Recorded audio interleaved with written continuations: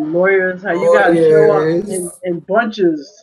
The hangout on air is live. Yeah, hell, whatever system you're involved with, if you can have somebody standing by your side, just so they know you're not alone, because it's a scary world we're in, and they still take advantage.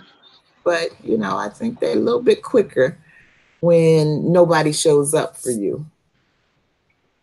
That's true. Yeah. How are you, Leonie? I am tired. I am tired, and I'm trying to hang in there for this, and then it's only 3 o'clock here, so I have other meetings and stuff to do, but I seem to have run out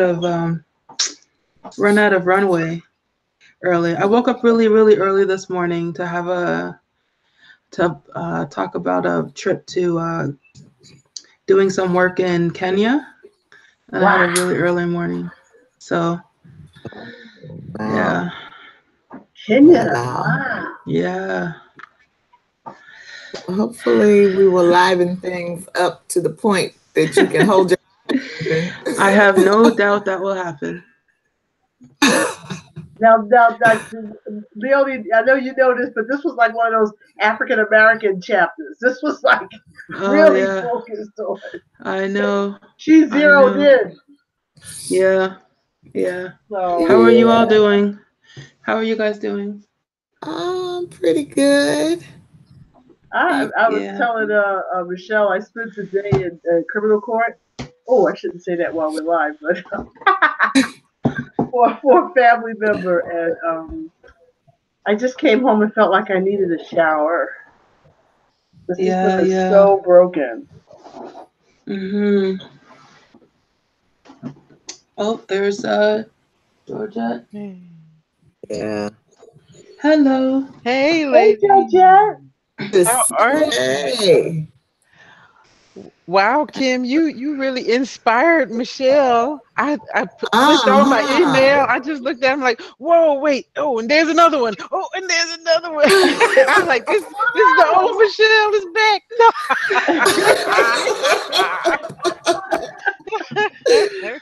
Well, she asked us a long time ago to try to get it to her on Monday, and I was sweating yesterday. I was like, oh, can I do Monday?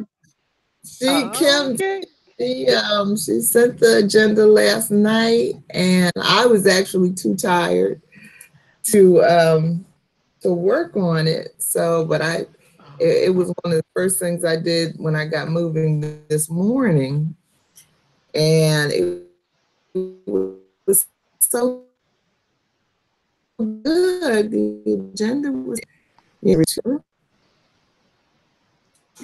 it did Kim and Brittney, they got me inspired. So listening to love songs all afternoon. So I know, right? And that's the first time I really read the lyrics to Anita Baker's song. I'm like, because we're always hung up on the hook, when she gets those notes, and then wait, she said this and that. Oh, it's about that. You talking about good? You talking about Good Love? Yeah. I didn't get those. I was away all day. Oh, yeah. You can't put your phone on in court, so I was just just sitting there reading. Okay. Catch up. Okay, no, we wouldn't want you in contempt of court there, Kim. Well, everything is on the Facebook event page, as well as on my personal page. So. Oh, nice. Cool. Well, why don't we get started? Or you want to wait a few more minutes? No, because I'm not sure. Nicole said she'll probably be a few minutes late. Okay. And I don't know what the story is. I haven't talked to Benita. I hope she's doing so. Yeah, I think so. She hasn't. Well, I guess I don't have to say it every week, but I don't know if we're gonna see Benita. Until we get another book. Okay, we get we understand. It's all right. We love her. We love her in all the spice she brings. So it's all That's right. right. Yeah. That's right. Well, I'll start. Welcome to the Global Black Feminist Reading Circle. We are reading Eloquent Rage, and we can go around the room and introduce ourselves. We'll start, I guess we'll go in the order people came in. So Michelle, we'll start with you. Okay. Hello, everybody. I am Logan Michelle Odom here in Brooklyn, New York, with my entry card here. Dr. Cooper. Thank you. And I am Kim Brandon with I have a book. It feels nice. I like the book. I have a lot of books online, but I like actually reading the book. Yeah, and I'm Kim Brandon, and I'm in New York. Yeah, I like the feel of a hard cover of a. Hey, watch those words now.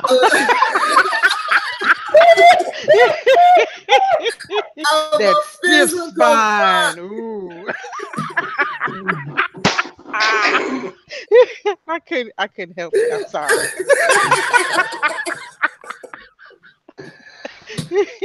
Oh, Michelle. And that too.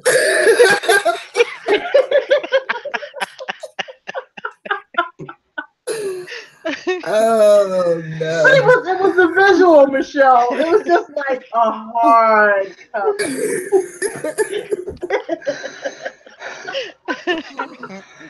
All right. Leonie. Name's Leonie Smith, and I'm from Toronto, but joining you today from Oakland, California. Here's mine. Nice. Entry. Copy. It's even harder than yours, so there you go. But is it bigger?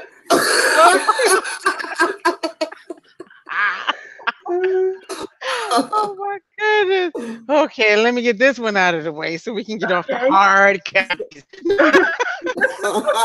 I'm Georgette Moses, coming to you guys from Columbia, South Carolina. All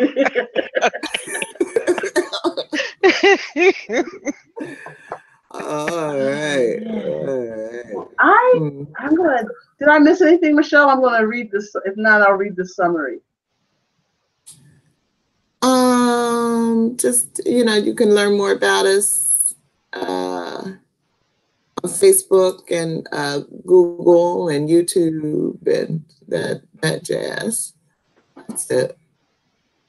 Right. Yeah, and just to remind everybody that next week, we do not have a facilitator, so we're going to try that method that we've used before, where everybody just picks out a passage, a sentence, a paragraph that resonated with you for those last two chapters. So next week is our last week on the book, and then we have a private meeting scheduled for the following week on December 4th. Okay. Thank you, Michelle. So tonight we are talking about Chapter 10, Love in a Hopeless Place. I think that comes from a Rihanna song. Brittney Cooper. We found love in a hopeless place. Okay. Interesting. Can't I suffer? Anyway. Okay. Okay.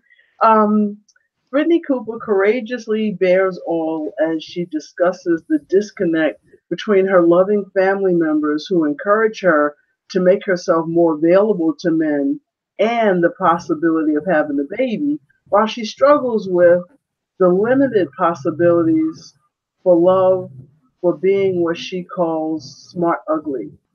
The veil of what she has written in earlier chapters calling for Black women to get grown woman sexy and go get yours has fallen. It has been eclipsed by love in a hopeless place. That place where you want love, but will accept the sloppy seconds of not being the priority in a relationship to beat back the lonely nights of what she calls being an independent Black woman. And still, even the sloppy seconds of love come few and far between in this hopeless place. Statistics prove that this is not the case for white, Hispanic, and Asian women. Cooper unpacks the uncivil war between brothers and sisters. For example, she states, far too many brothers conceptualize freedom as the sharing of power with white men.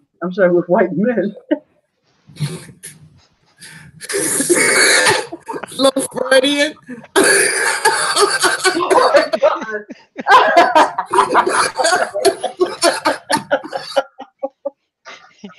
It's okay, Kim. It's okay.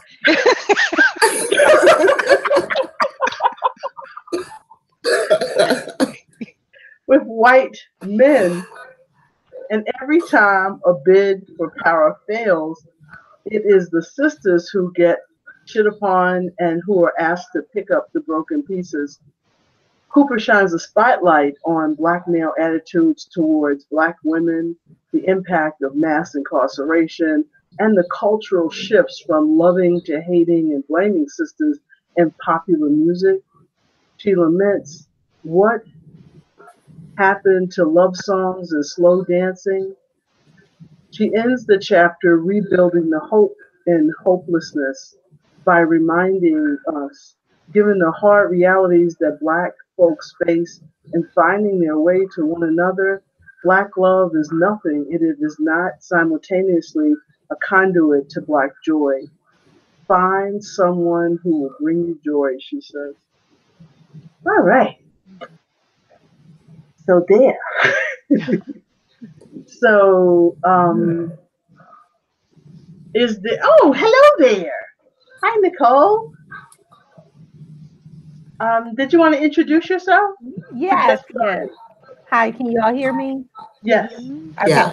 Hi, everyone. My name is Nicole Jackson Wilson. I'm joining today from Houston, Texas, and so happy to be here. Thank you for getting my message, you all. Slight emergency, but I'm here.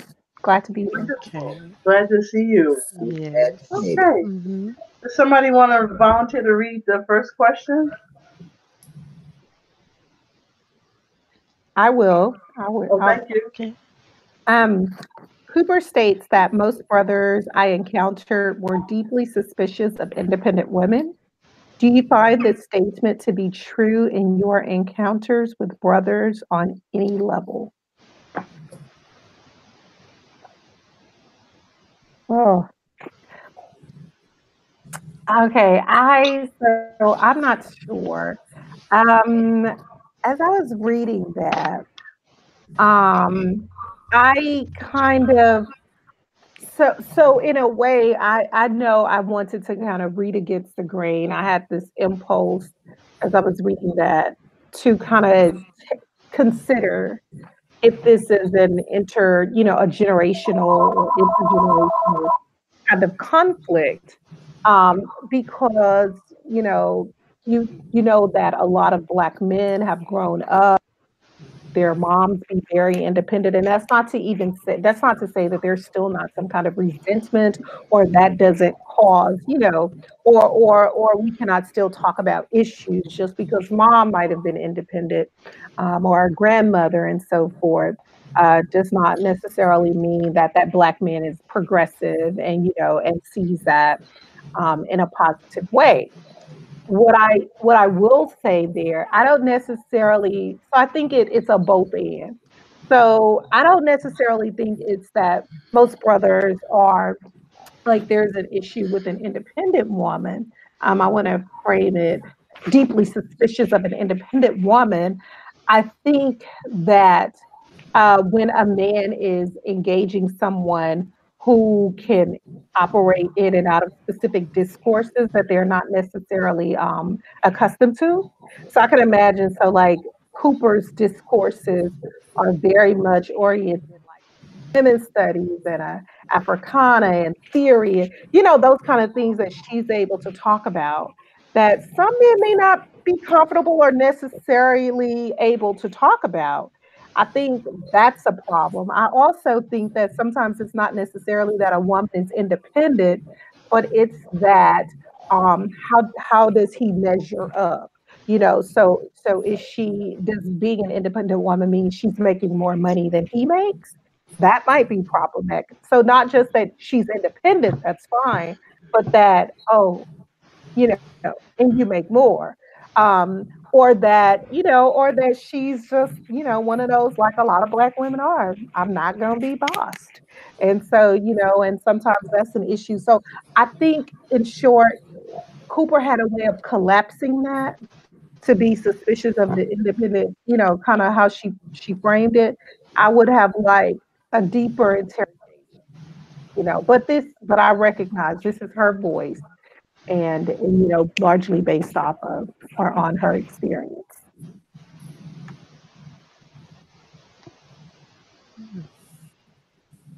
Thank you. Would someone else like to answer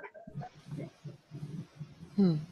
Well, I thought when I tried to recollect all the gentlemen that I had run into from grade school on up, and I don't think that was their issue.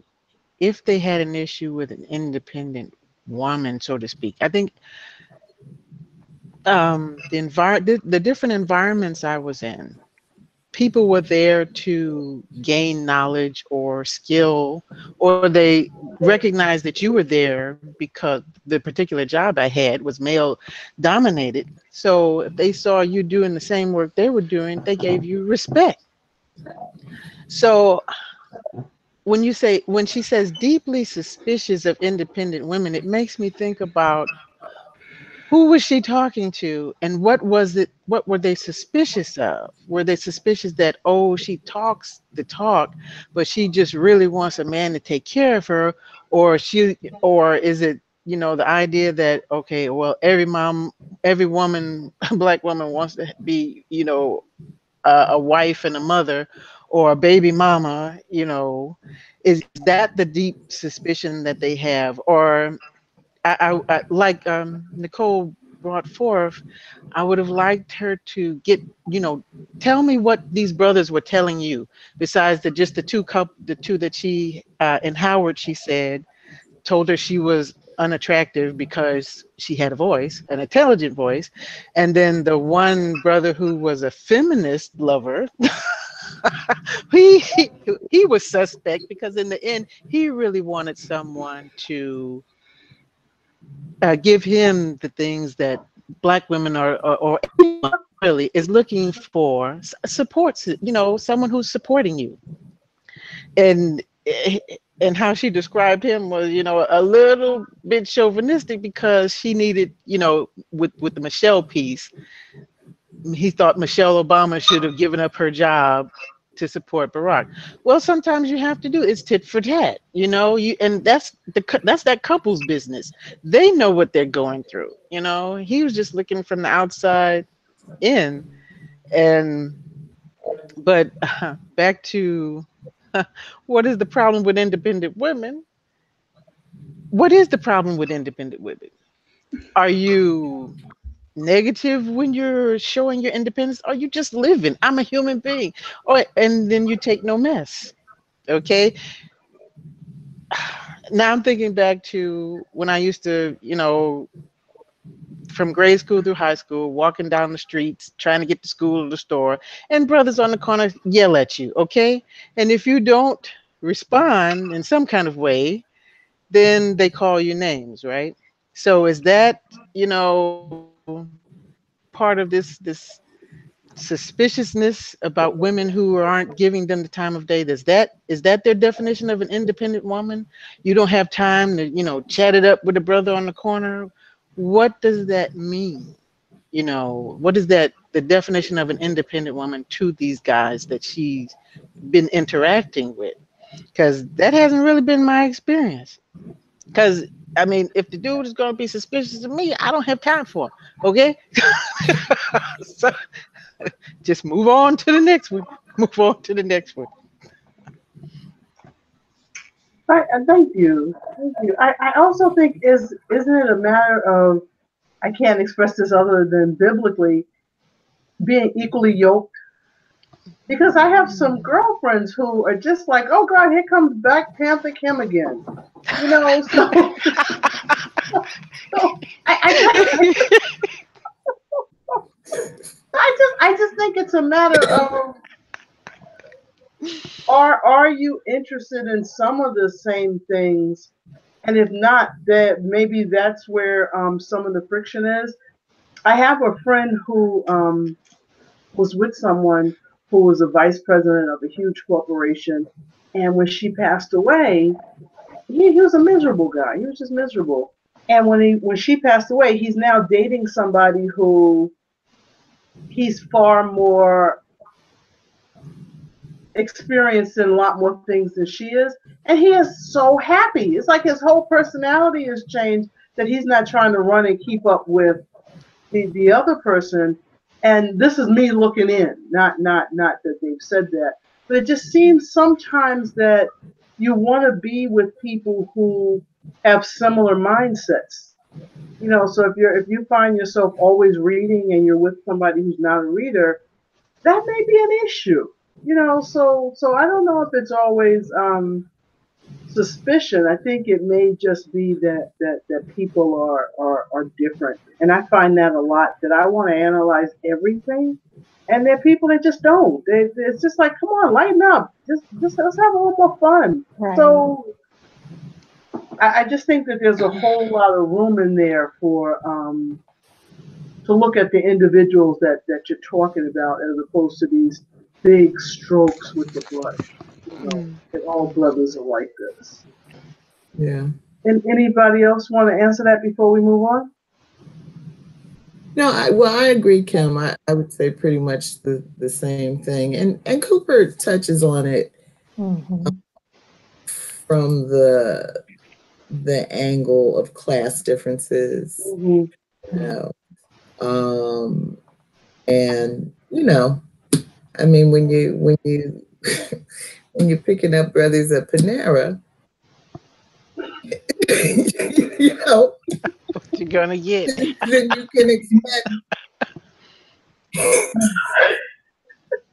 you can expect some friction. I'm not laughing at you, Brittney. I've been there, done that.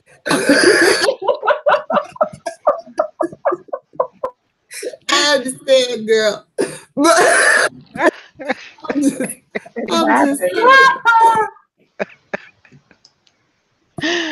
I'm just saying that those kinds of differences, cultural differences, you know, there's all kinds of difference that is just too much to bridge. But she does touch on the class, you know, the educational differences, that, you know, as desperate as women may be, as willing as we may be to lower or throw out whatever standards we try to have, you know, ultimately there are these gaps that are just too big to bridge. Now, and would you also add like the role of socialization here, whereby a lot of times the kind of in which we are getting these like messages, you know, these kind of messages from a society at large, like around these kind of social mores. It is not, I don't see people questioning a man who seems to have, for lack of a better term, married down or beneath him or partnered with someone so-called lower than that male's kind of, you know, pool of eligibles. But there is a cost and there's a price to pay, I think sometimes when women do that. So I'm thinking about in particular Bell Hooks and her saying, when she arrived at Harvard, um, people just automatically assume, I think it was Harvard, right? I'm thinking Cornell West was there, yeah, that would hook up, right? Because intellectually, like, when what Kim talks about, this kind of standard of compatibility, being equally yoked, and you have this black man who was a, a philosopher on fire for black people. And then you have this black woman cultural critic, these top-notch intellectuals, and quickly she learns that no, Cornell ain't feeling her like that. He wants to befriend her.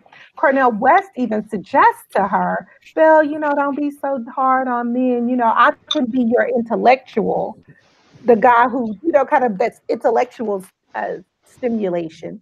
But go get you a good man. And so I think that this is so layered. I do think Cooper is onto something. I do think that, her intelligence, do you all feel like, I guess my question, that she's kind of collapsing like an anti-intellectualism with independence? Because you don't have to be intellectual to be an independent woman, right? Like, Yeah. who thinks, I mean, yeah. So I guess that, I mean, do we think that perhaps would this be easier if those were kind of said? I know it's so loaded, it's loaded, and I do think she's onto something. I do think that there's a kind of resistance, but I just like many of you have said, I don't know if we could, if her kind of the broad paint, the broad stroke kind of paint, that is, it's just being an independent woman. I don't know if I can say that. And I guess the thing that I was hoping that she would talk to is the physicality that there is. I think, and I'm wondering if especially on college campuses, that there's that girl that spends all the time with beauty and this and that and the other thing, that's the most important thing is to catch a fella, and that's a different look. That's a whole different thing, and she didn't fit into that space either. So I was just wondering if that is a consideration too, that if you're not size 6 and got on the bootylicious clothes, that's gonna limit the prospects a little bit too. Yeah. Or maybe it doesn't. Okay. I like what you're saying there, Kim. That's good. Yeah. Leonie, did you want to add anything before we move on? No, I'm good. Okay. Question 2. Anybody want to read that? I can read it. Oh, thank you. Alrighty. Quote, patriarchy is always on its job. Other things like race, class, and sexual orientation might be central, but gender always matters. End quote. And what of the poor oppressed man's patriarchy? Comments?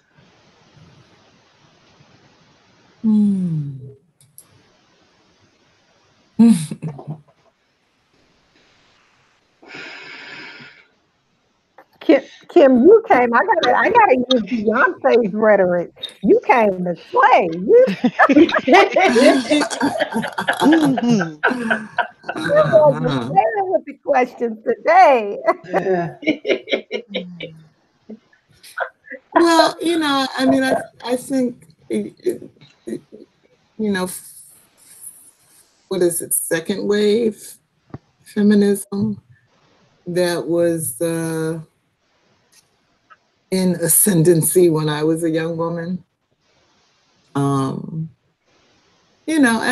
so I think for the poor oppressed man's patriarchy, that wave of feminism that was prominent in the 60s and 70s was even more of a threat for them than it was for the non-poor, non-oppressed. I mean, we can see with what's happening in the culture today, via your president and those who follow him,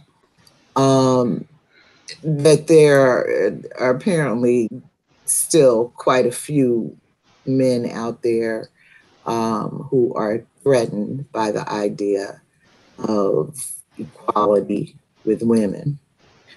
But I think it was just that much more of a threat for poor, oppressed men who, never really had a chance to, that beat up on anybody, to oppress anybody.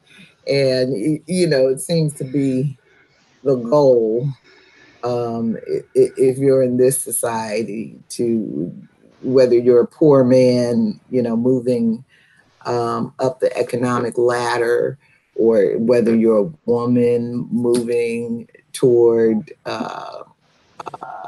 equality, it just seems to be the goal to find somebody that you can beat up on physically, emotionally, intellectually, economically, however, in order to feel better about yourself, because there's something very threatening about this idea of equality, it appears to me.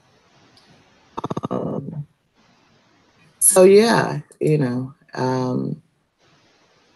I think feminism, I think that there are a lot of things, Cooper goes into the statistics, and and she lays the blame at the feet of Bill Clinton, et cetera, mass incarceration and that kind of thing. There are a lot of things getting in the way of Black love, but I definitely think that for poor, oppressed people, feminism was another one of those ingredients that has led to our division. So, I think there are those men, Black men, who just feel like they didn't get their chance, and they're mad about it. And, and I also think, men in general, broad strokes, like it easy. They just like life as easy as it can be. And so wherever they can find that, then, that's where their attentions go.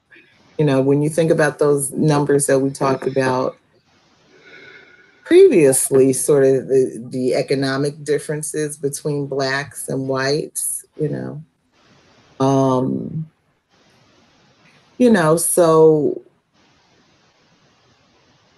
a white woman, if she's offering you a lifestyle to which you wish you could become accustomed, then that's attractive for a lot of people who have been oppressed. So.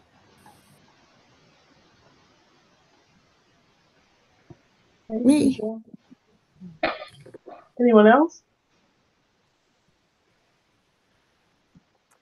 I can't help but draw correlations to, of course, that question, Kim. Yeah, and the Monahan report, right? They need to strut, But I do think there is value in kind of trying to deal with class and the role of class here and a class logic. I think there's value in that. And so, what does kind of patriarchy look like for the oppressed poor men? And I noted when I saw that question. So I wanted to kind of clarify because initially when I read it, I was thinking the poor oppressed Black man. And I kept drawing parallels with the Monahan report. And I had to go back a second time and say, whoa, Kim didn't even, it's not race there. So you're just speaking, in general of poor oppressed men. And then we understand the power even that whereas the poor oppressed Black man, maybe we could talk about some disempowerment and so forth. Um, we understood the power that so-called poor oppressed white men still wield when we think about, what happened with the 2016 presidential election, that we saw their counterparts voting similarly to them. And what we noticed Black men overwhelmingly voted for Hillary Clinton, and Black women, we outpaced everybody. But even when you start breaking down the midterm elections, we kind of do see, like, if there is a notion of an independent Black American woman, that Black American women, we didn't necessarily, we voted, I guess, our conscience. It wasn't necessarily a deep correlation with necessarily how Black men vote. I can't make that argument for white women and white men. In some cases, um, so I'm just saying, like, there's still this kind of, for even a poor oppressed white man, there's still the way in which race, this color task that we operate in, it still wills them a privilege, right? They are still operating from a position of privilege. And that is so very interesting, especially when you see viral video and you see poor white men who are in these kind of um, um, county and charity, if you will, hospitals, who don't want the Black woman doctor to treat. I mean, it's just, again, that form of patriarchy is something that is so deeply concerning and so interesting to me, because, again, it just treats me to, white privilege all over again. What can I say? So yeah, so that's what I felt about that, Kim. But did anybody else read Kim's question and think initially Black? I mean, when poor oppressed, did you see race there, or was that just my? That was probably a Freudian slip as well, Michelle, for me. Well, I don't know. I was thinking about Black men as I was answering that question. Mm-hmm. I was also thinking about Black men when I wrote it. So I'm glad you saw all of that, because that gave me a whole different layer of things to think about. Mm-hmm. Well, no, I didn't think about just Black men. I thought about all the visual examples I've seen, movies going back to like the 30s, where they would show the old, the worker, the hard worker coming out of the coal mines, and he'd come home, his wife and children, kick the wife, kiss the dog, that kind of thing. From Mouse, and it made me think about from Mouse to Monarch, all these guys want to be the king of the castle. Isn't that what they sold everybody? And then after Nicole finished speaking, then I thought about, okay, well, what about other cultures like, Muslim countries?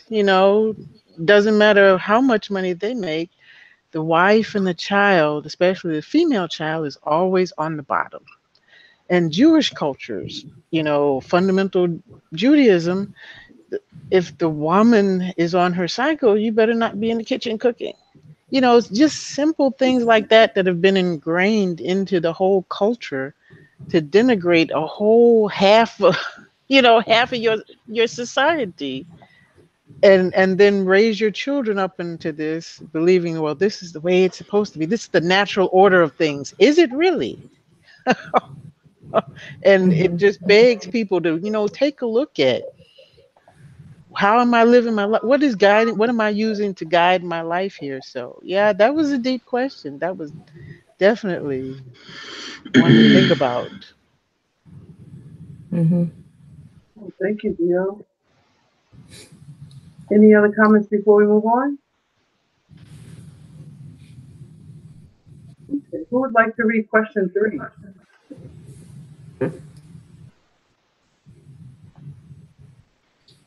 I'll read it. Thank you.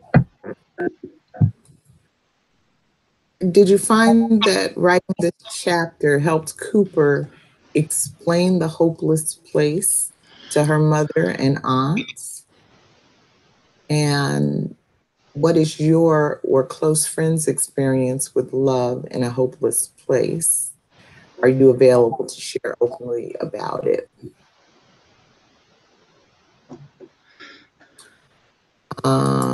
Well, the first part, I hope it helped her explain her situation to her family.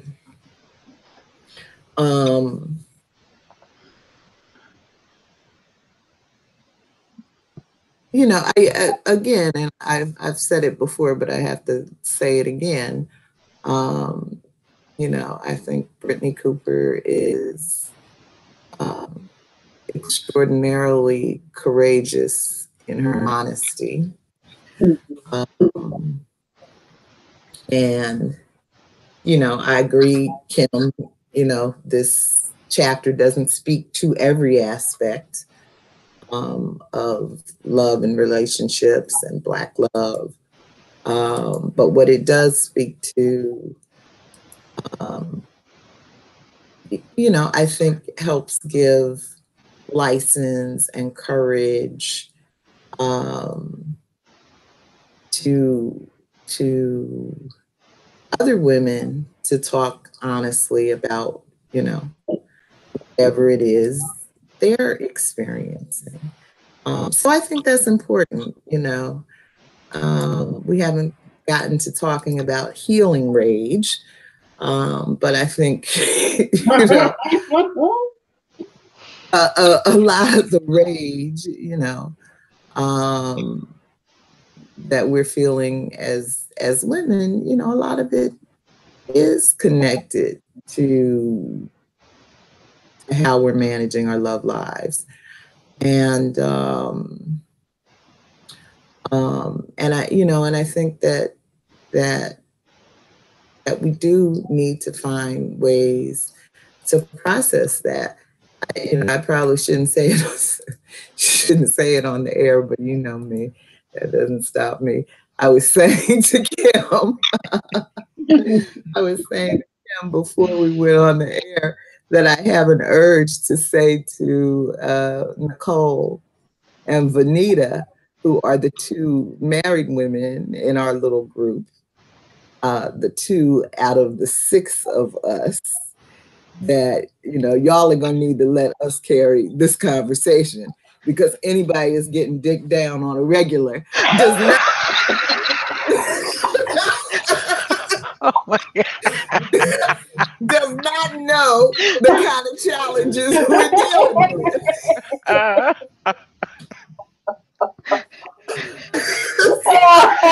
Straight no chaser.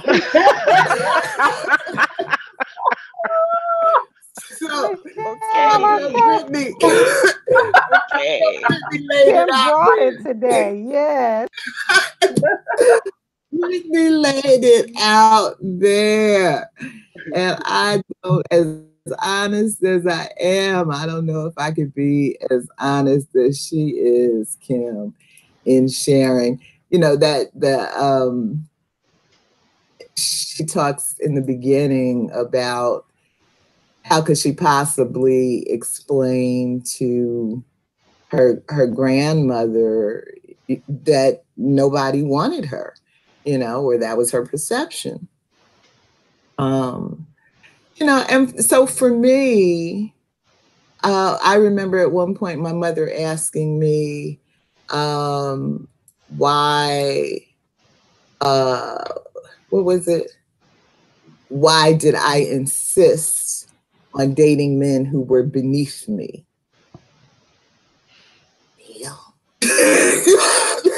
Mother. You see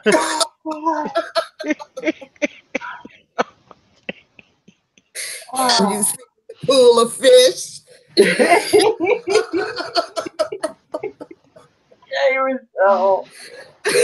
Yeah, do you not know, Mother, that your generation drained the swamp?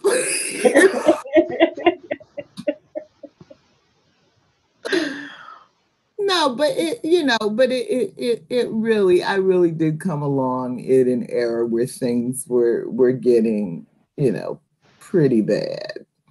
And because I'm a reader, I guess, you know, I had access to whatever the current trends were looking like, statistics were looking like.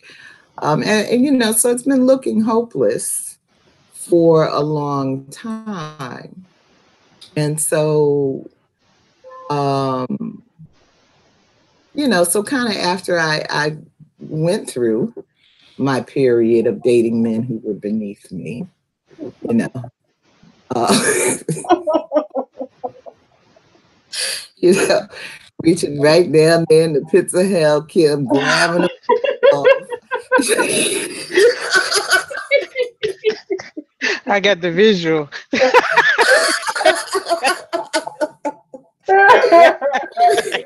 You know, after what, you get enough of that. And, you know, and also when I was a young woman, you know, AIDS was coming on to the scene. And, you know, it may not be the killer today that it was 20, 30 years ago, but 20, 30 years ago, you know, it from my perspective, it was nothing to play with.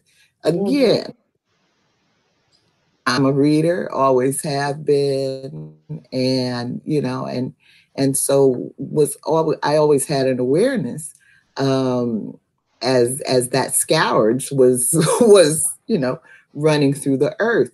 So one thing about this chapter is it does concern me a little bit that Brittney Cooper has audience with Black women and did not take a moment, you know, to talk about protecting ourselves sexually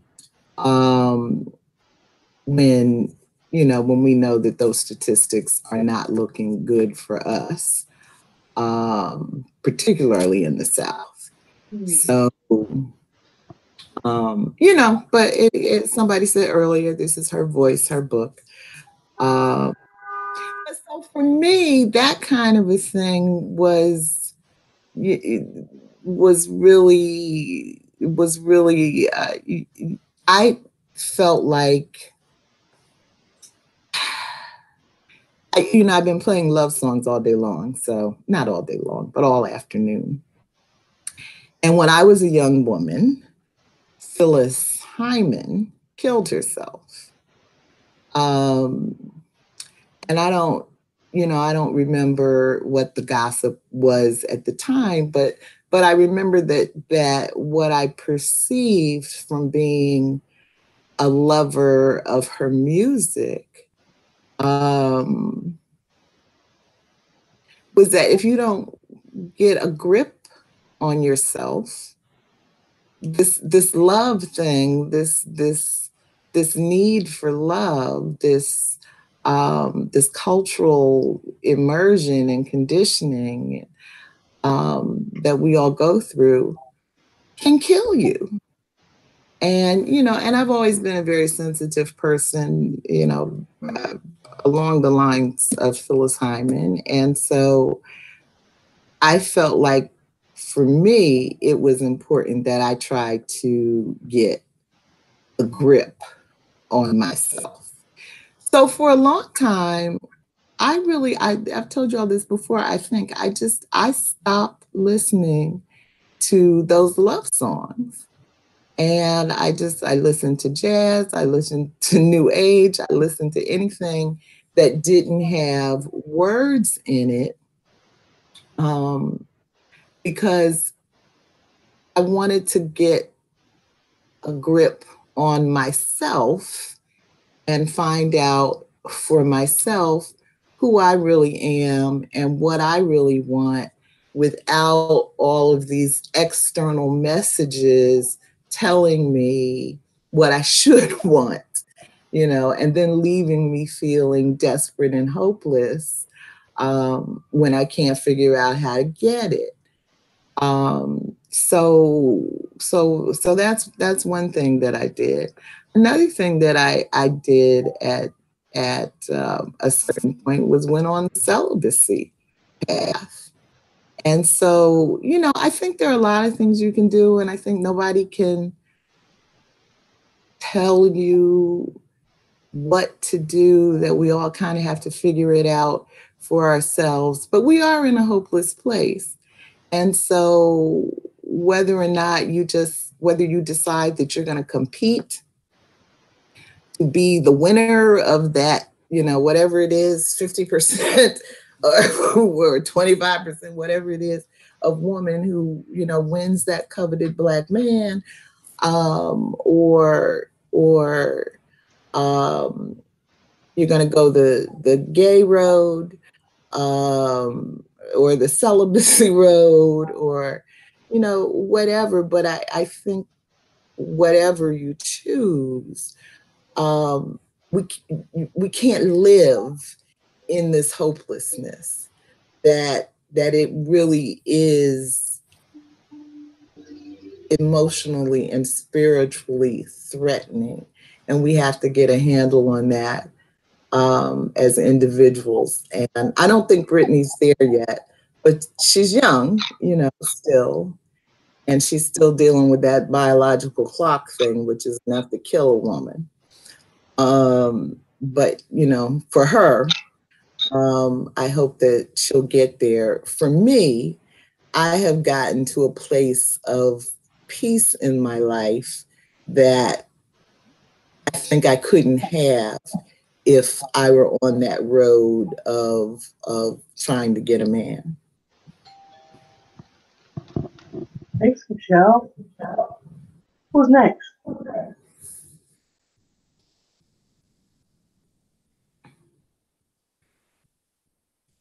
I guess I agree with everything that you're saying, Michelle.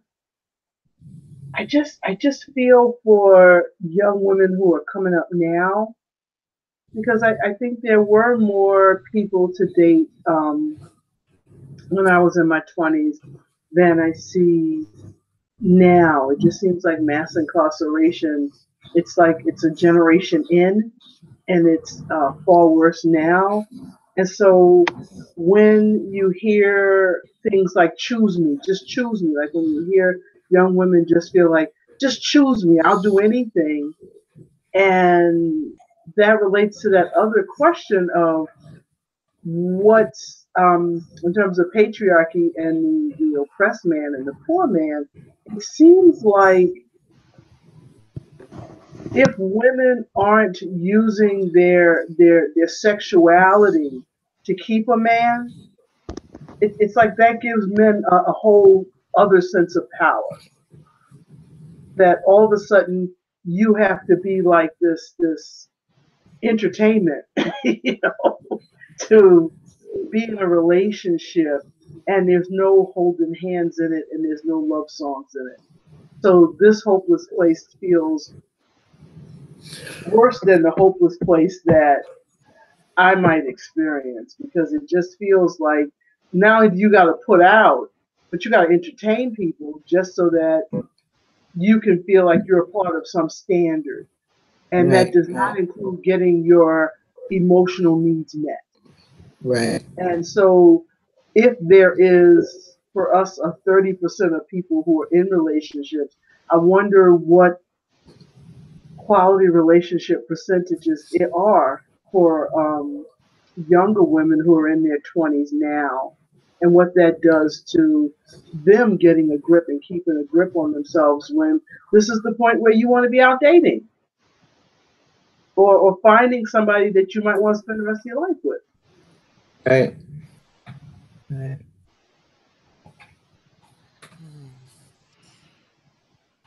Okay. Anybody else before we move along? Oh, Nicole, you can talk. No, I know you all. I know I talk too much. I want to give Leonie and Gio an opportunity because I looked at, I was telling you all some videos. I was like, oh my gosh, I talk too much. I need to No. share the conversational space. Um, well, I would just say that in terms, so there was something very intimate, but very alarming and very, I don't want to say sad. I don't have a term um, for what reading this chapter because of course Cooper's doing so much, but to go to that very intimate space of partnerships and what's happening with Black women, it concerns me. And here's what I mean. It's just so much. It's so much there. For one thing, um, I was looking at the A, like your close friends. What are they experiencing? And are you able to share openly about it? So most, you know, most of my friends are married.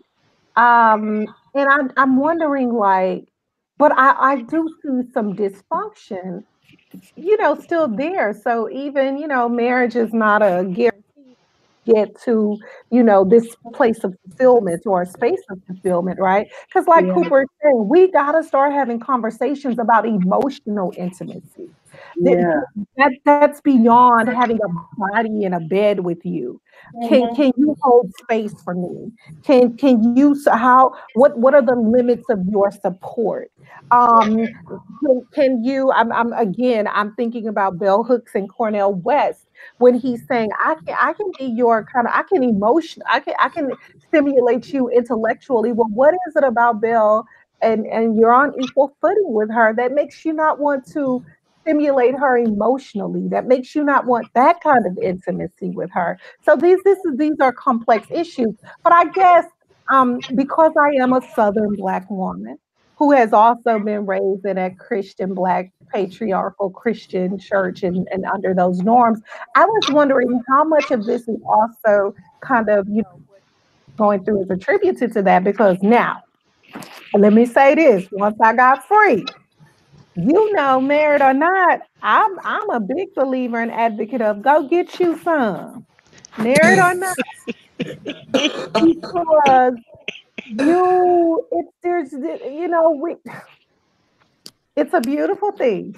And it's supposed to feel good. And I say still, yes, as Michelle said, be responsible. But I thought I'm not going to create the generalization that we all have, but I know, and we can, if we haven't had her, we can imagine that kind of very carefree. I've had those kind of aunts who they weren't married or they were married and got divorced and they were like, hell no, I'm not going back into that. But I'm gonna be satisfied in this lifetime.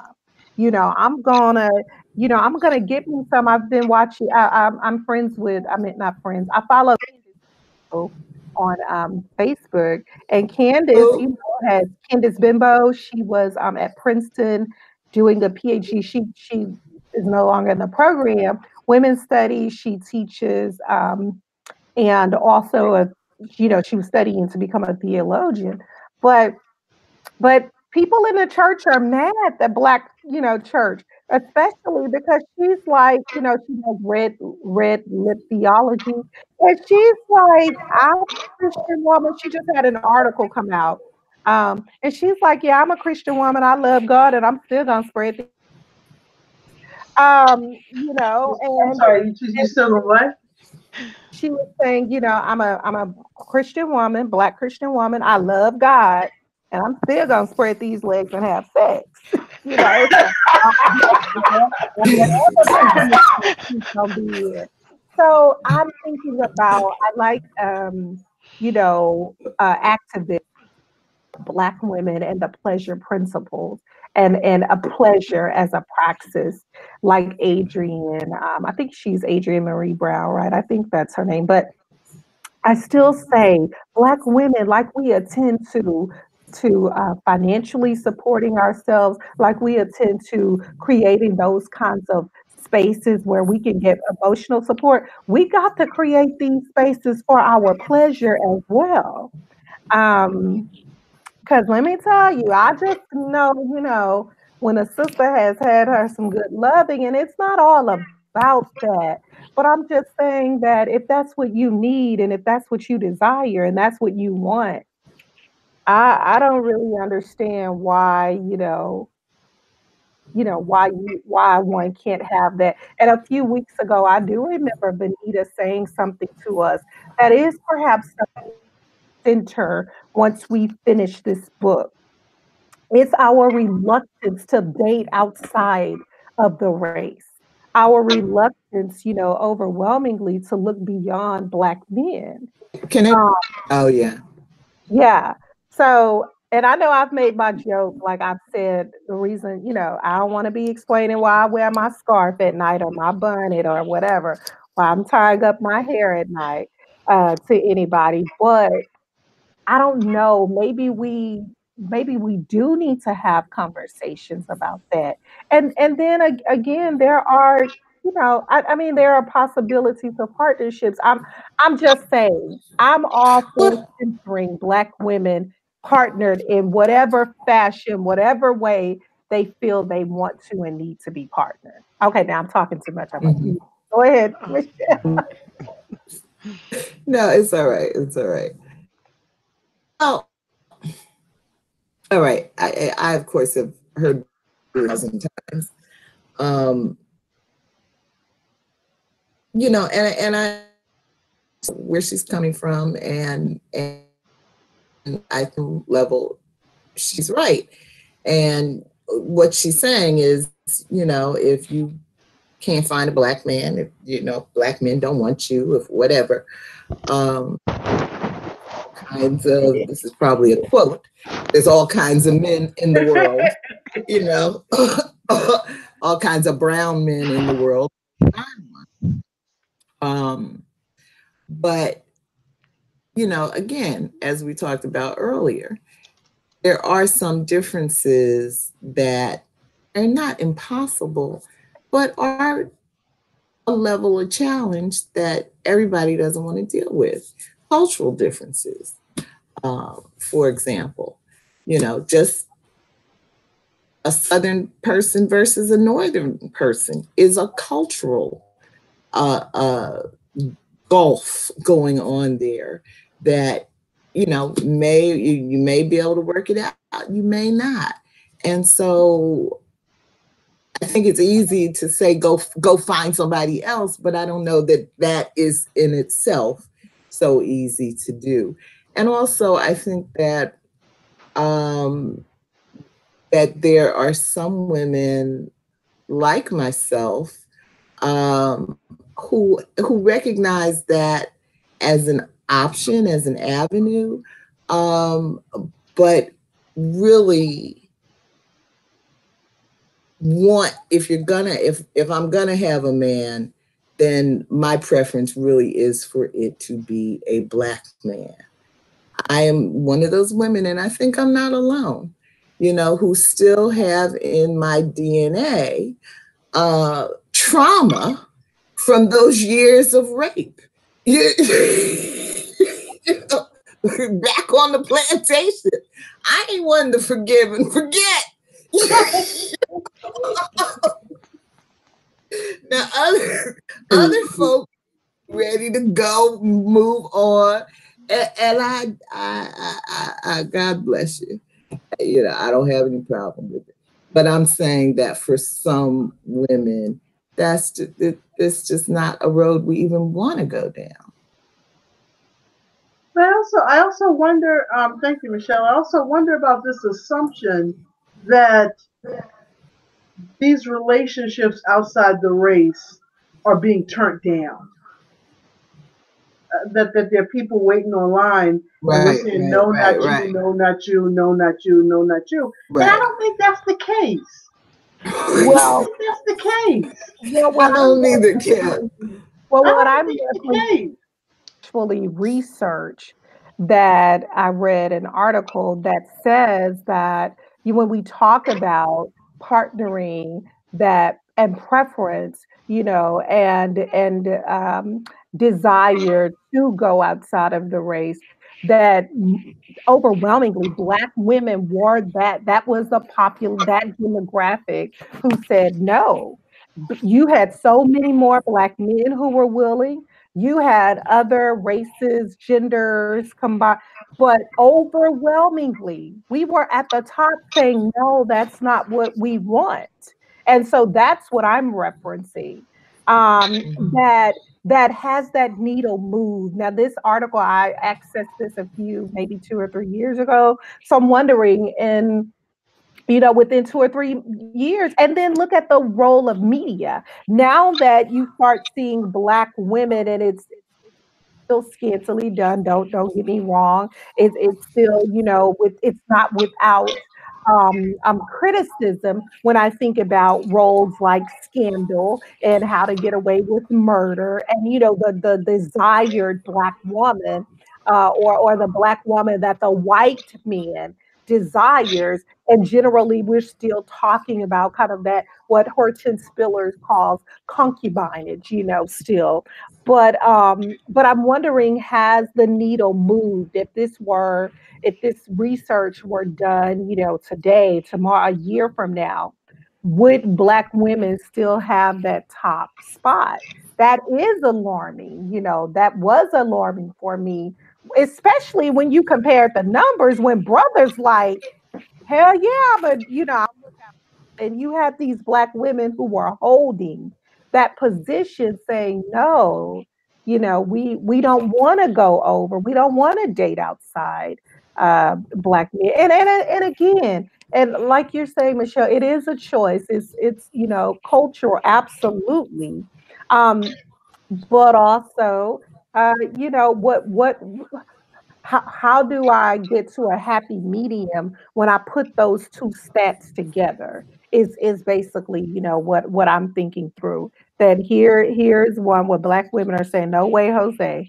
And then Black men are like, okay, but I mean, there was still a preference for Black women, but they were saying they would move outside of Black women, that they would date beyond. Black women were holding at no, no, and no. That's what I'm saying. I think that's a conversation that we got. And maybe once other generations come up, like we've gotten millennials, what would Generation Z look like? I don't know. I think that you're right, that would change things. I know for me, I would be a no, no, and no. But then when somebody came along who was just a wonderful individual, his humanity overrode the fact that we were from different backgrounds. And I would still fill out the report, no, no, and no, and no. But however, when somebody came around that would fly from Los Angeles to date me, I'd make it work. So I think that we express ourselves, we're very passionate. But I always wonder that we are so kind and so gracious that I wouldn't put all of my eggs in that survey basket. I still don't see the line of people saying, I'm going to treat you well. I see you, you're not invisible to me, and I care, and I want to be out with you. And I think that if those people had little signs that says I'm available, then I think those numbers on that survey would change. But I can't say that I'm going outside the race when nobody's asked me to come outside the race. Mm-hmm. I don't know. I'm just saying. Mm-hmm. And maybe what you're saying, Kim, is also, and what Michelle is saying, a combination that is also, cultural, in that are we in spaces, in social situations where I would meet someone outside of and I know a lot, I don't know if you all think of yourselves as daughters of the, but I can get like that kind of generational kind of issue with online dating, and I do, and that's a scary thing too, doing online dating. Um, those kinds of possibilities. It's not like there's just one, solution. But I guess the question is visioning, right? To imagine a future, if these statistics that Cooper's citing hold, where you're saying this many Black women, and I guess maybe we'd have to step back and say, okay, of the statistic, how many would like to be partnered? Because again, some people don't want that. Okay.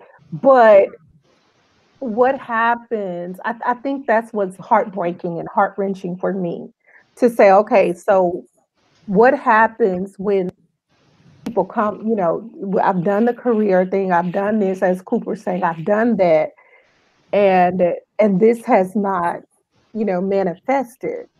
And then what? So I'm thinking about the pattern there. What happens as a result of that? Then what happens as a result of that? And so on and so forth. And that's heartbreaking. I mean, it's heart-wrenching for me. Yeah, it is heart-wrenching, but I mean, I think,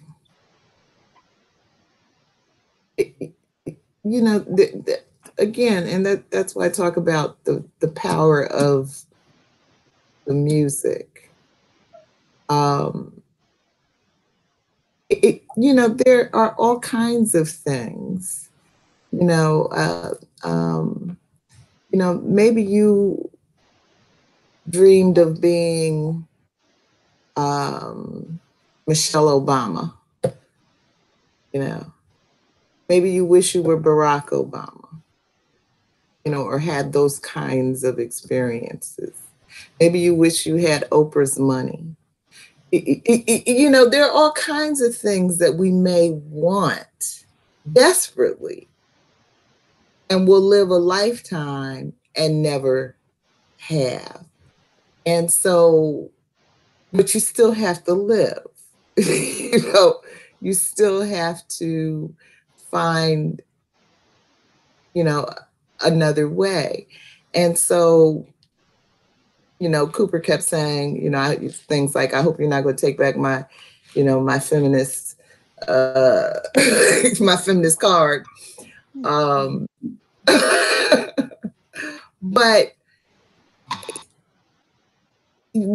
I do think that this chapter gets at some real feminist issues, even though she doesn't necessarily state them in that way.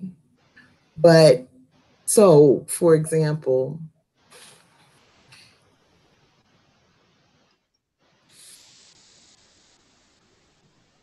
not all men get married. Not all men partner. If feminism has anything to do with being able to have choice in your life,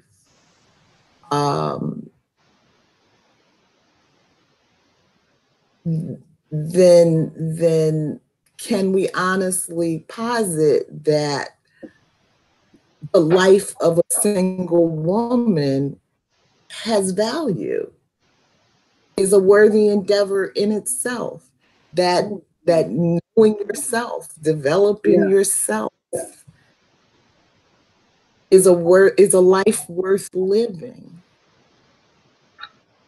Is our life only of value when we are attached to somebody else?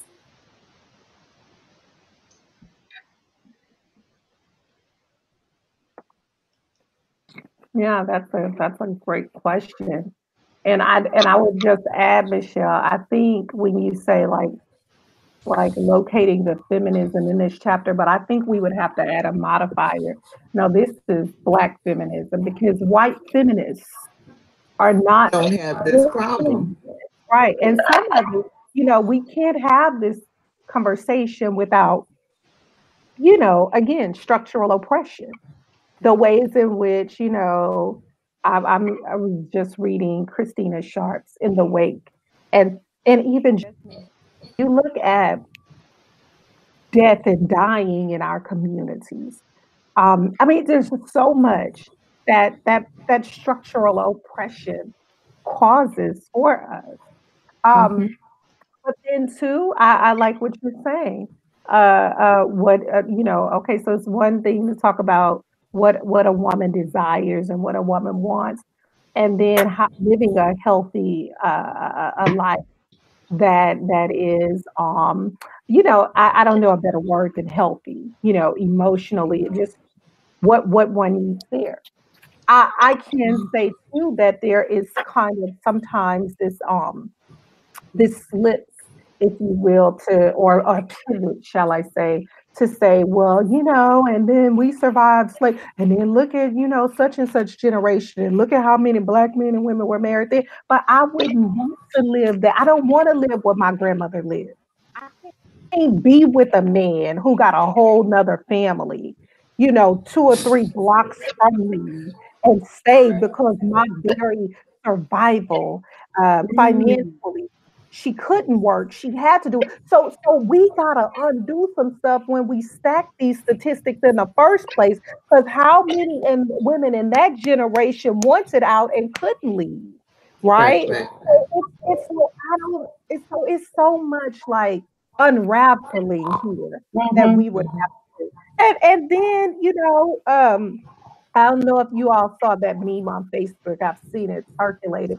I, I don't know if it's a yellow that somebody posted it. It said, with the wrong person in your house, stuff starts missing, like your joy, your peace, your happiness, and Mhm. so forth. So Mhm. what I'm Say that interested. again. I'm sorry. Oh, there's this meme that's circulating saying that, when you invite the wrong being in your other person in your home, then things can come up missing, like your joy, your peace, your happiness, your even your financial freedom. You know what I'm saying? So um, I'm thinking, and it's tough because I know I can get where Cooper is, and then where would she be in 5 years? Where because it's not and I like how she sums it at the end of the book. It is not marriage shouldn't be the end goal. The goal is, if you desire that, a partnership that is mutually, supportive and so forth, and a person who can do that kind of dance that emotional intimacy requires, right? Mhm. And I do think we're kind of set up, because, you know, hell, sometimes the man women, you said, Michelle, and getting digged down, some of them ain't getting digged down. So, so let's be honest. But I think just to sum it up, I'm trying to say, how do we get to happy? How can Black women get that kind of joy and that thing that we also deserve? Okay, now Mhm. I'm gonna be quiet. Yeah.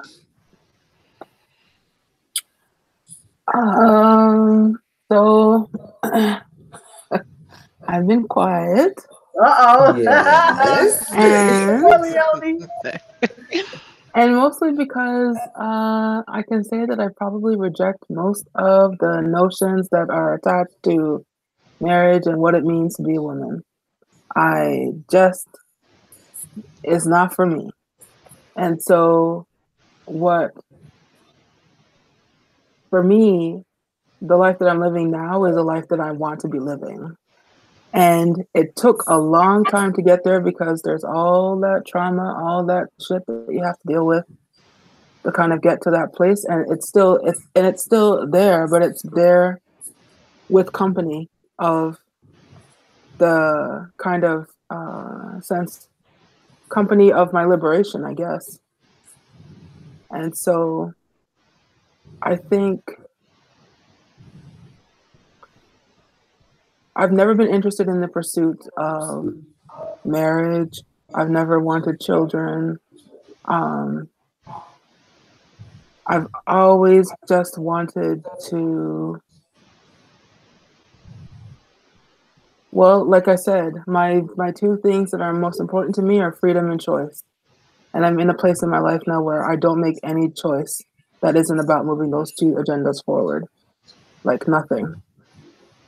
So, that being said, especially if I were living like where my family's from, or living in this country, if I were African American, I can definitely see why marriage is such an important thing for Black women. I mean, there's just for what you get in terms of protection. But that's also true for many Black women around the world, where as horrible as marriage might be, as horrible as the choice might be about the violence that you're facing, all this other kind of stuff, it's still the healthiest choice, the one where you're at least risk in your life. You know, this week, 2 Black women were killed by their partners or former partners. And there's nothing special about it in terms of because of them being Black. It's about patriarchy and trauma and all this other kind of stuff, and that's in there, whatever. But I think it's important to, like, I don't know, especially if I were raising girls, I would want them to know that, like, romantic love is like not the point. I just think it's really important because so many women lose themselves in the pursuit of things that have been put out there in the culture, largely for capitalism's sake, really. They're not really, or in support of patriarchy, neither of which supports women and their freedom and their liberation. So, yeah, that little hodgepodge of a comment, I guess, that I'm making right now is just kind of where I'm at with it. It's just like, I am not one of those women who are in pursuit of that. I can see why some women do. I think probably in most of the world, marriage is a thing that I would advocate for. I think it's really important for the safety of women, just the way that the system is right now. And at the same time, I would really want to have the younger generation have the pursuit of their liberation be the thing that's their primary concern. That's it. Thank you. Wow. Thank you, Leonie. Leonie had that drop mic moment. I know, right? And why y'all thumbing through your Harlequin romance? Get out there and be somebody. Yeah. Well, I think there's a book. It was written by a white woman. It's called "What I Was Doing While You Were," I don't know, something like "What I Was Doing While You Were Raising Kids" or something like that. It's got a title like that. Wow. So there's something to. I mean, that's not my attitude. I have no problem with people who want to get married and have children, and even marriages that aren't like mutual, that aren't like equal. I know plenty of women who think it's their life role to like be the caretaker and aren't looking to be evenly yoked with anything, and that's totally fine if that's what you want. Mhm. But Mhm. it's not like it's not something that I would want, and I think that it's often presented as the only option, and I can tell you from experience that there are other options. Right. What are some of these other options? So, I mean, yeah. I'm just wondering. I agree with you, but at the same time, there's this human need for companionship that's not marriage or anything like that. That's just to share a space with somebody. Yep. So are we saying that's marriage or that's not marriage? It doesn't have to be marriage. It doesn't It even doesn't have to have be to be, right? It doesn't even have to be relationship.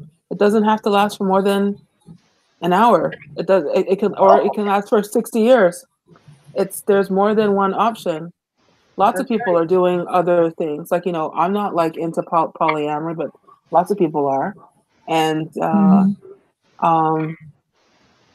there's lots of options that are available to you, but it does depend on how free you are, which most Black bodies don't get to determine how free they are. Like, I And recognize that. and I remember years ago, Georgette screaming out, "Masturbation!" Yep. I wasn't going to bring that up because, it's a personal choice, but you should know.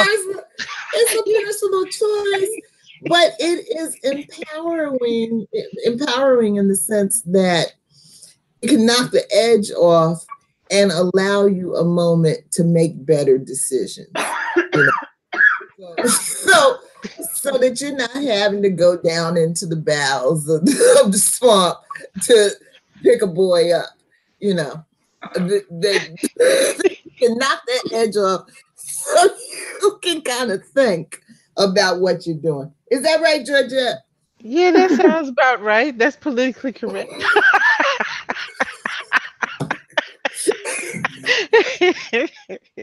Hey, I'm all about self-love.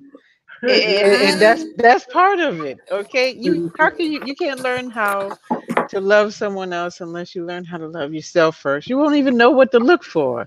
And you attract what you are. So get about that business. Look at that subtitle. Body is not an apology. All right. Wait What's a second. What's the book? The subtitle is The Power of Radical Self-Love. Okay. Oh, The cover. Yes. The body All is not right. apology. All right. So if we summed up what we were talking about tonight, it sounds like what we're saying is, especially for African American women, there may be some limitations in terms of staying within the race for relationships.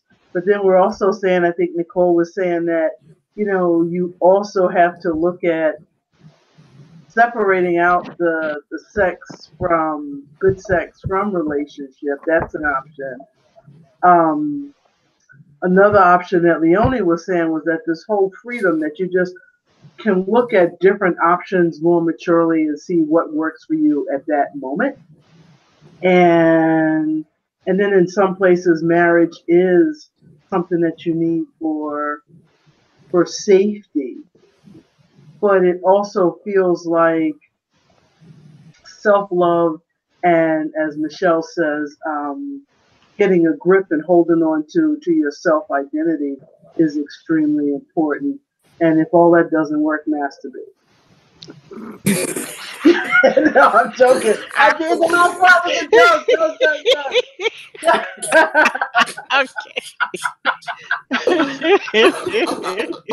But it was just such a good conversation to have. I mean, with assistance or without assistance, I do think that sometimes you can do it. You can have assistance, and you need 2 strong batteries or 3, 2 or 3 good batteries. Hey, technology. Like a new woman, yeah. I think we all agree that marriage is not the end all be all. And a good marriage is something worth having, but when it's not, it's not. Yes. So Could we take a quick stab before you close at the visioning questions you have 4 and 5, just to see if anybody's got any bright, brilliant ideas to put out there? I don't, but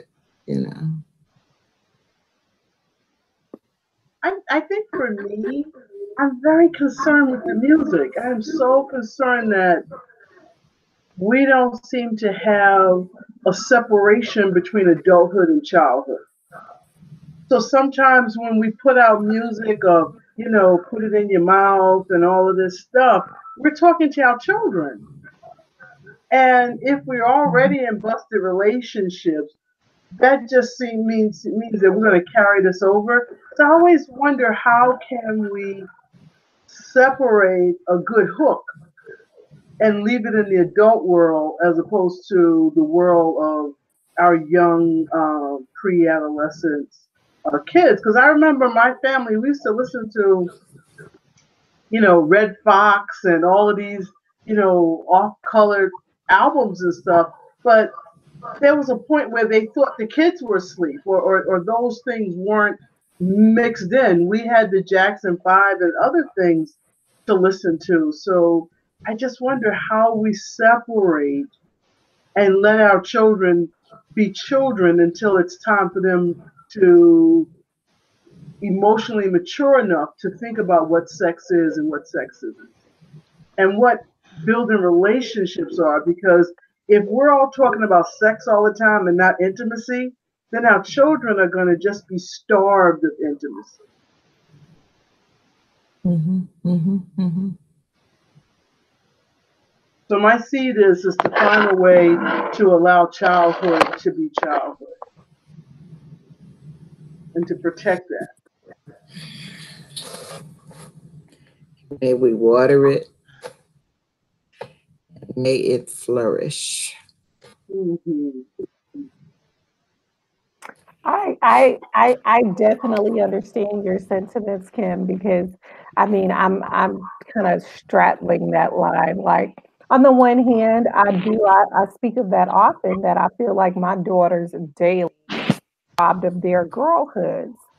But I also understand there's a historical narrative underpinning all of this, that Black children have never really had access to childhoods, right?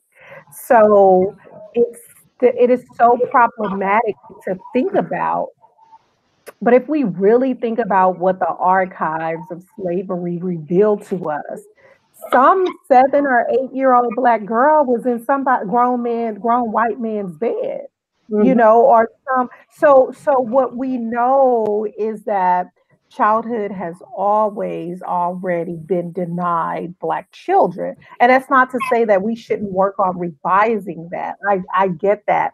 But I also say that when you go back and look at some of the music of the 60s, of the 70s, especially, I mean, it was very sensual, very, and maybe what, like, I'm thinking about what you're saying about it's to it though. And what's happened today, whereby, I think as a result of technological advancement, children have access to this stuff so much earlier, and it's so much easier to access than then. So what do we do? Is this the cost of modernity? The price that we pay. I'm not sure. I just read an article where a psychiatrist said, you all probably saw it on Facebook, that teenagers, especially younger teens, are not equipped for social media. Like, this is a problem. So what then do we do? I don't know. And then what's the, I think one thing we kind of let a spiritual, an appropriate, let me say, spiritual framework here. Because I know how some people talk about, after a meditation session, being full, and that alone filling them to, a capacity. So I don't know. What do I want to see in the future? I think, you all, what I really want, I want to move this to a contemplative discourse.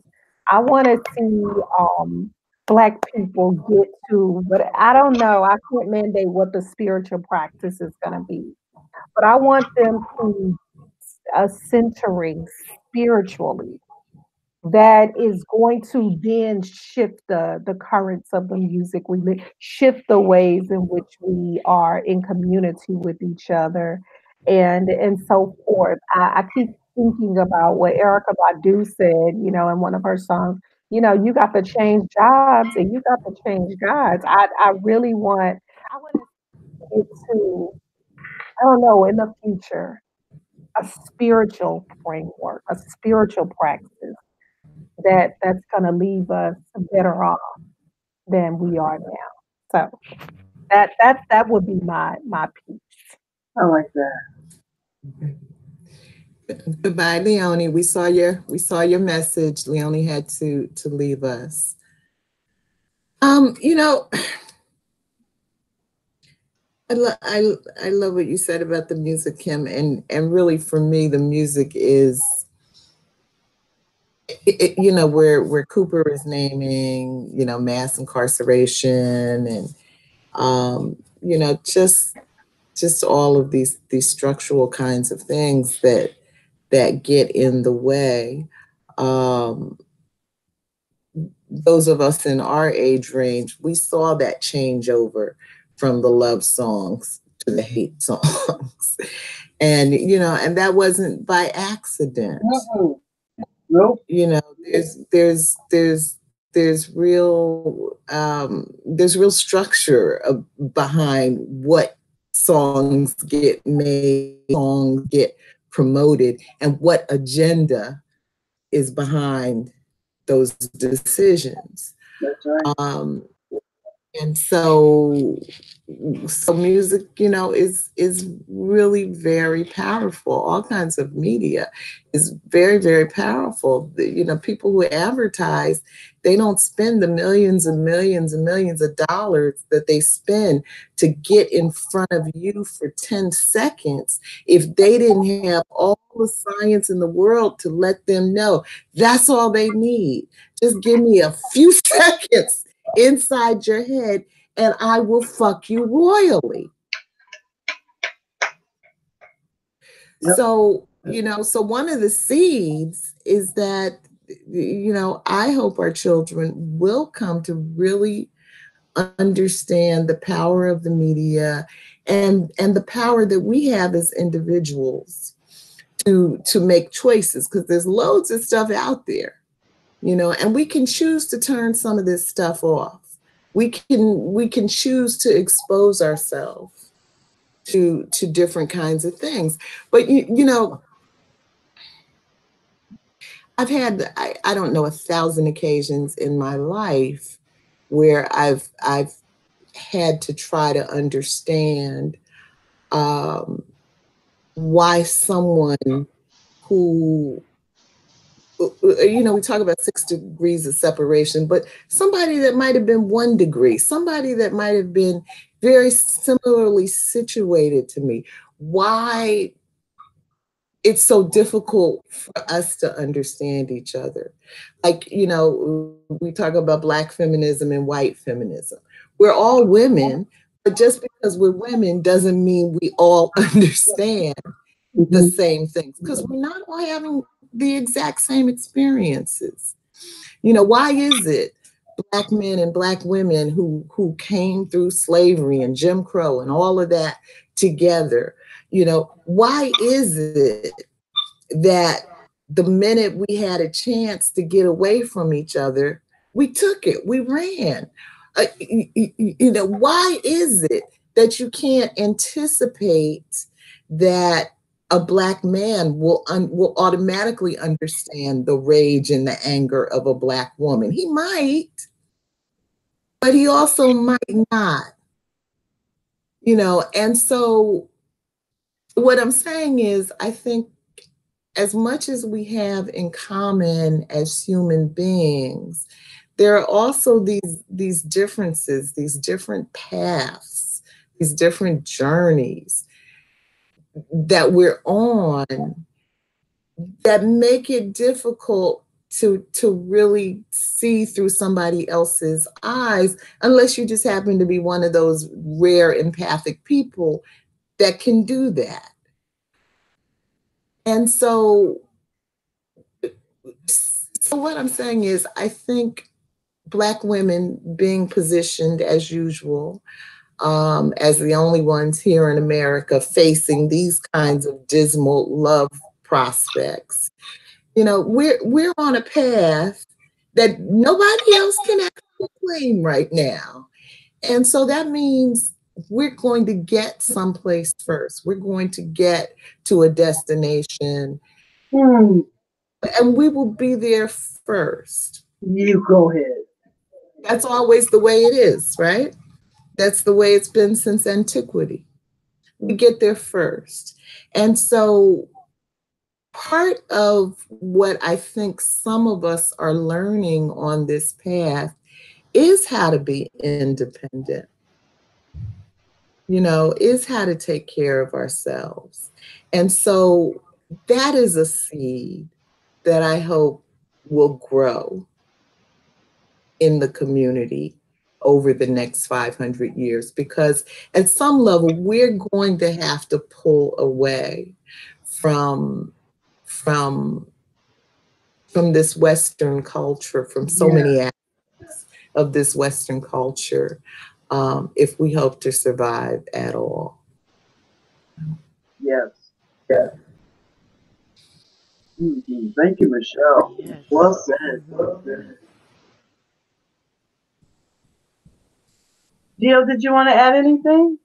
No, I don't think there's anything to say after that one. Yeah, now that was Michelle's drop mic moment. Yes, it was.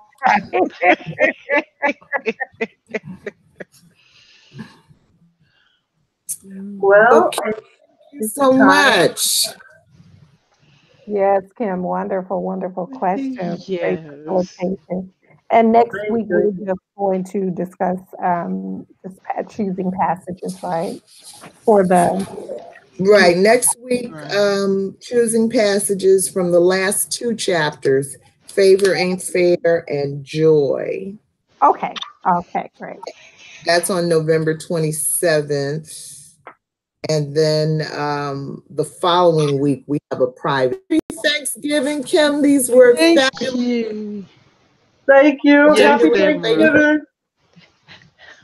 Love the conversation. Happy Thanksgiving to you ladies too. Good night. Um, Good good night. night. Good night, everybody.